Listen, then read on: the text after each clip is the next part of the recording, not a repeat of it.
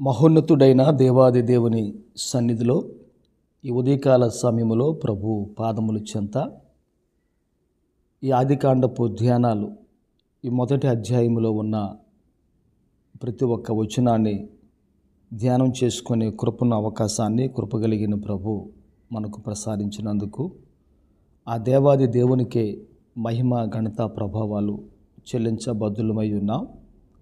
ఈ ఉదయకాల సమయంలో వాక్య ధ్యానంగా ఆదికాండం మొదటి అధ్యాయం 29 వచ్చిన భాగాన్ని మనం ధ్యానం చేసుకుందాం. ఆదికాండం 1:29లో దేవుడు ఇదిగో భూమి మీదనున్న విత్తనములిచ్చు ప్రతి చెట్టును విత్తనములిచ్చు వృక్ష ఫలములు గల ప్రతి వృక్షమును మీకు ఇచ్చున్నాను, అవి మీకు ఆహారమగును అని చెప్పి బైబిలు గ్రంథములో ఈ వాక్యం ఆదికాండం 1:29లో ఉన్న వచ్చిన భాగంలో ఉన్న సందేశం ఆ విధంగా మనము చూస్తూ ఉంటున్నాం.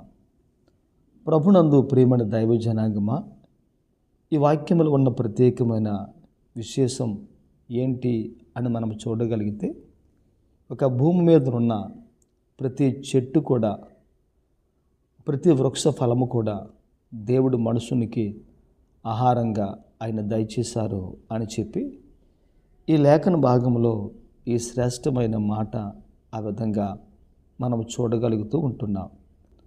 పుట్టించే దేవుడు పట్టించుకోడా, నారు పోసే దేవుడు నీళ్లు పోయడా అని చెప్పి పెద్దలు ఇటువంటి సామెతను అనేకమైన సందర్భాల్లో మాట్లాడుతూ ఉంటారు.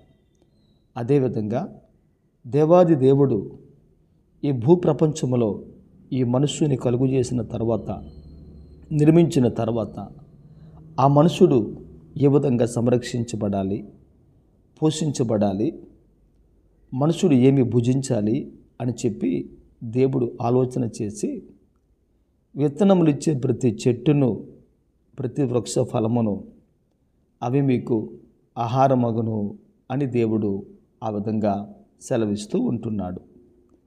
ప్రతి చెట్టు, ప్రతి వృక్షము కూడా ఇచ్చే ఫలాలు మీరు తిని జీవించాలి అని చెప్పి ఫలాలకు, భూమికి ఆ విధంగా దేవుడు ఆజ్ఞాపిస్తూ ఉంటున్నాడు.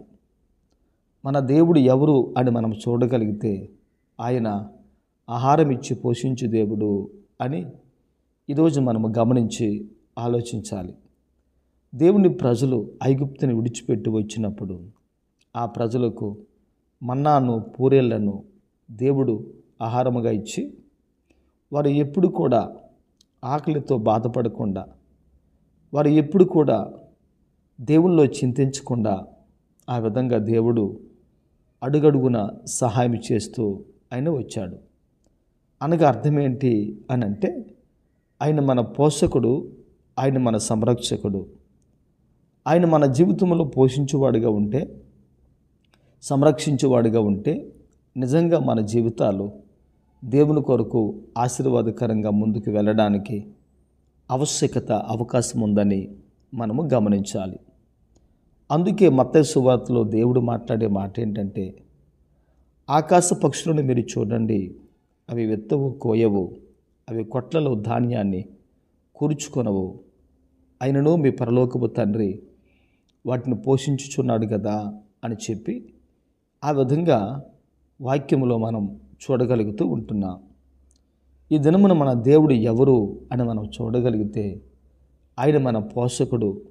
మన కరువులో, మన ఇబ్బందుల్లో, మన శ్రమలో, మన కష్టాలలో, మన కన్నీళ్ల కడగండ్లలో మన దేవుడు మన జీవితాలను పోషించే దేవుడిగా ఆయన ఉన్నాడు అని చెప్పటానికి సందేహం ఎంత మాత్రము లేదు అని ఈరోజు మనము గమనించి ఆలోచించాలి. కీర్తన గ్రంథము 145వ అధ్యాయం 15 వచ్చిన భాగం, 145వ అధ్యాయం ఈ 15 వచ్చిన భాగాన్ని మనం వాక్యంలో చూడగలిగితే, సర్వజీవుల కన్నులు నీ వైపు చూచుచున్నవి, తగిన కాలమందు నీవు వారికి ఆహారం ఇచ్చుదువు అని చెప్పి వాక్యంలో ఒక చక్కని మాట మనం చూస్తూ ఉంటున్నాం. ఈ లోకమందంతట ఉన్న సర్వజీవులు, ప్రతి ప్రాణి, ఆకాశములో ఎగిరే పక్షులు, భూమి మీద చరించే జంతువులు, సముద్రములో ఉన్న జలచరములు, ఆయన ఆహారము పెట్టకుండా ఏ జీవి, ఏ ప్రాణి కూడా ఈ లోకములో పోషించబడదు అని చెప్పుటలో ఎంత మాత్రం కూడా సందేహము లేనే లేదు. ఇది లగ్న సత్యం. ఎందుకంటే వాక్యం అనేది ఎప్పుడు కూడా అది వాస్తవమే. దేవుడు ఎప్పుడు కూడా వాస్తవమే మాట్లాడుతూ ఉంటాడు. ఆయన కనుక దేవుడు ఎవరంటే ఆయన సత్యవంతుడు కాబట్టి ఆయన సత్యాన్ని మాత్రమే చెప్పగలిగే దేవుడు అని ఈరోజు మనము గమనించి ఆలోచించాలి. సర్వజీవుల కన్నులు దేవుని వైపు చూస్తూ ఉంటున్నప్పుడు తగిన కాలమందు దేవుడు వాటికి ఆహారము పెట్టి పోషించుచున్నాడు అని చెప్పి ఈరోజు వాక్యంలో ఈ మాట మనం చూడగలుగుతూ ఉంటున్నాం. ఈ సర్వజీవులలో మనము కూడా ఉన్నాం. సర్వజీవులు కూడా దేవుని సముఖంలో దేవుని వైపు చూస్తూ ఉంటున్నప్పుడు ఈ రోజున మనుష్యుడు దేవుని వైపు చూడతగదా? చూడాలి. దేవుని వైపే చూడాలి. దేవుని దగ్గర నుండే ఒక వ్యక్తి పొందాలి. దేవుడే ఒక మనుషునికి సంరక్షణ, ప్రాణ ఆధారంగా, జీవాధారంగా దేవుడే ఒక మనుషునికి ఆహారము దయచేసి అక్కరలు తీర్చే దేవుడిగా మన జీవితంలో ఆయన ఉండాలని ఈరోజు బైబిల్ గ్రంథము ఆ విధంగా సెలవిస్తూ ఉంది. కనుక ఒక వ్యక్తి సర్వజీవుల కన్నులు ఏ విధంగా దేవుని వైపు చూస్తూ ఆహారము కొరకు ప్రాధేయపడుతూ ఉన్నాయో ఈరోజు క్రైస్తవుడు కూడా అనుదిన ఆహారం, ఈ భూప్రపంచంలో జీవించే ప్రతి మనుషుడు కూడా, ప్రతి మానవాళి కూడా దేవుని వైపు చూస్తూ అనుదిన ఆహారం, అనుదిన పోషణ కొరకు ఒక వ్యక్తి దేవుని దగ్గర ఆ విధంగా యాచించాలి, ప్రార్థించాలి, కనికరించమని కనిపెట్టాలి. ఆ స్థితి మనుషునికి తగినది కనుక ఆ విధంగా చేయుట అది ఎంతైనా మంచిదే. మనం ఇంకా చూడగలిగితే ఆదికాండము 9:3 దేవుని వాక్యం ఈ విధంగా సెలవిస్తూ ఉంది. ప్రాణము గల సమస్త చరములు మీకు ఆహారమగును, పచ్చని కూర మొక్కలను ఇచ్చినట్లు వాటిని మీకు ఇచ్చి ఉన్నాను అని చెప్పి దేవుడు ఆ విధంగా సెలవిస్తూ ఉంటున్నాడు. పచ్చని కూర మొక్కలు, విత్తనములు ఇచ్చు చెట్లు, వృక్ష ఫలములు ఏ విధంగా మనుషునికి ఆహారముగా ఉన్నాయో అదేవిధంగా సమస్త జలచరములు కూడా మీకు ఆహారముగా ఉంటాయి అని ప్రభులు వారు ఆ విధంగా చెబుతూ ఉంటున్నాడు. అనగా బైబిల్ గ్రంథం అంటున్న మాట ఏంటంటే ఈ భూమి మీద ఉన్న సంపద మాత్రమే కాకుండా జలములలో ఉన్న సంపద కూడా మీకు ఆహారముగా ఉంటుంది అని దేవుడు ఆ విధంగా ఆయన మాట్లాడుతూ ఉంటున్నాడు. అనగా భూమి మీద జలములలో మనుషుని కొరకు దేవుడు ఆహారాన్ని సమకూర్చి ఎంత శ్రద్ధను మనుషుని మీద దేవుడు చూపిస్తున్నాడో ఒక్కసారి మనం జ్ఞాపకం చేసుకోవాలి.